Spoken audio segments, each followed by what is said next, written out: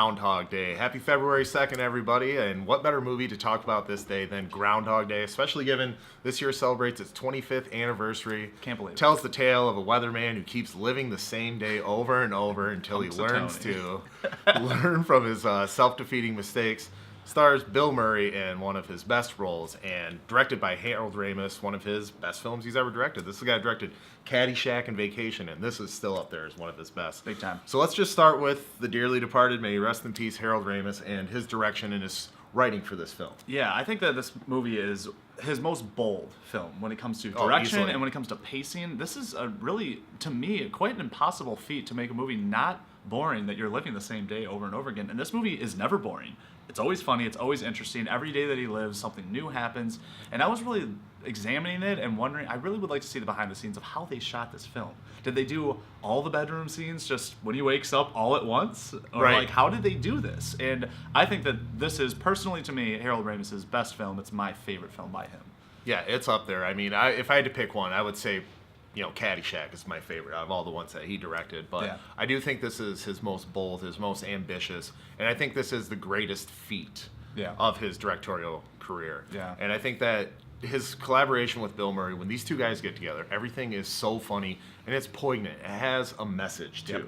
And I think that's what I love most about this movie. You learn something from it. Yeah. And also it's just a cool thing, like just to imagine in your head while you're watching it. What if you lived the same day over and over where there's would really you no do? consequences Yeah. to anything you do. What would you do? And you get to see what Bill Murray would do. And of course, hilarious results. Yeah, and lots of his reactions are pretty genuine to what I would react as. I was even thinking the first time he relives the day, the second time around, I wonder how long it would take me to be like, something's wrong. Like, all right, this is okay. Maybe they're just redoing it. And then halfway through the day, I don't know, I just started racking my brain of how I would react to this. I like this role the best for Bill Murray. I think this is where he can shine comedically, but there's also some pretty emotional parts in this movie. It gets you a little bit sometimes. Yeah, there are layers and there is depth to not only Bill Murray's performance, but I love Andie MacDowell in this movie she's as great. well. Just very charming. Yeah, the cast all around. Chris Elliott, he plays his role He's perfectly. funny.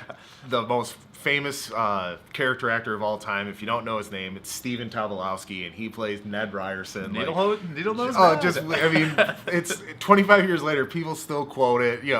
Ned, Bing, Phil Connors, all that stuff. People say it, and you still know what they're talking about.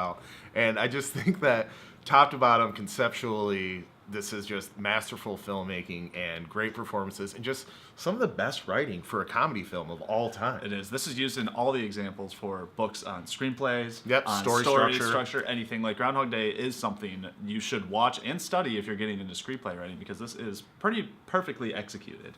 Yeah. Do you have any flaws? No. I mean, it's kind of hard to think of any flaws.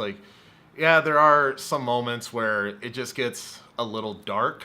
Yeah. But if you're being honest with yourself and you could relive the same day over and over with absolutely zero consequences, come on, man, your curiosity would get the best of you, and you do some dark stuff. And also, it gets a little dark, when he starts to kill himself in all these different ways. Yeah. And when he's sympathetic towards the homeless person and everything like that. Yeah. Yeah, but be honest. If you had to relive the same day over and over and it was turned to a nightmare, yeah, you'd probably try to do yourself in too. So even some of the negative things that I would consider it going too dark and things I didn't like, it all makes sense and it's fitting to the movie, so I can't really complain about them. No, I can't fault it for that either. And Ramis actually wanted to go darker with it. I was reading about he was saying. Yeah, they had to reel it in. He had some really dark stuff where it's this is where Phil murders and tortures but people. It's still a PG movie, so you had to keep it at that rating. Right. I have a flaw that has always bothered me, that when he finally learns his lesson and he goes through the day and he wakes up the next day, this woman, I still don't believe, would live with him and fall in love with him in one day to the point where it's yep, and he's like, let's live together. She's only known him for a day.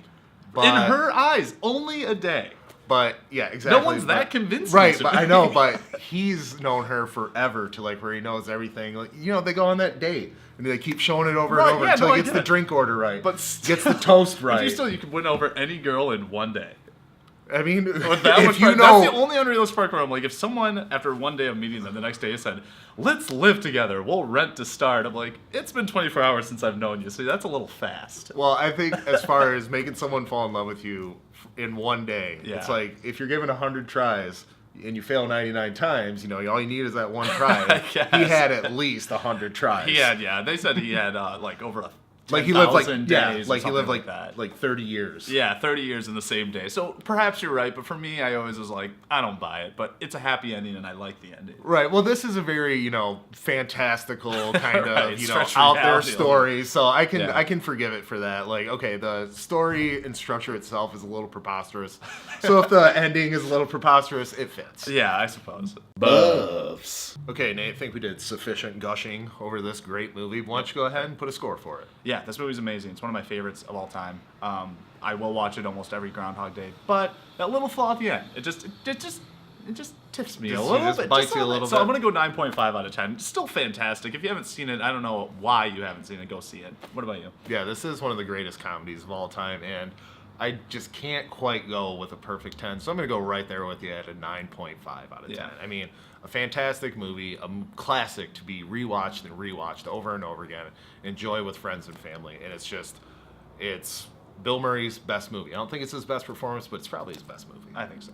Buffs. So that's it for our review of Groundhog Day. What do you guys think of the movie? What do you think of Bill Murray in general? Just go ahead and leave a comment down below. Yeah, and next week we're going to be bringing you our review of Peter Rabbit, which Dennis is surprisingly pretty excited about. Yeah, man, I read a lot of Peter Rabbit growing up, and like the Paddington movies are pretty good. So Yeah. but hopefully this will just continue the trend of another great children's book It has adaptation. potential, for Yeah. sure. So we'll bring you that review next week. But don't forget, There's no place like the theater.